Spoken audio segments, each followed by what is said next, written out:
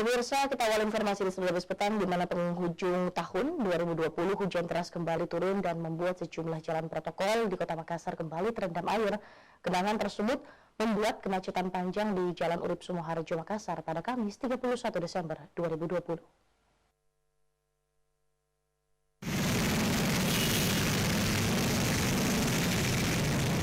Genangan air kembali terpantau merendam sejumlah jalan protokol di dalam Kota Makassar. Tak sedikit pengendara harus mendorong kendaraannya yang mogok hingga nyaris terjatuh dikarenakan genangan air yang menutup hampir seluruh badan jalan.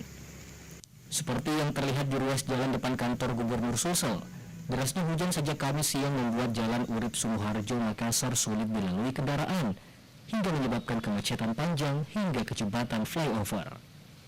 Hujan yang kembali turun sejak Rabu malam memiliki intensitas sedang hingga lebat. Olehnya, warga Makassar maupun luar Kota Makassar diharapkan lebih berhati-hati saat berkendara di jalan raya. Tim Liputan, Selebes TV.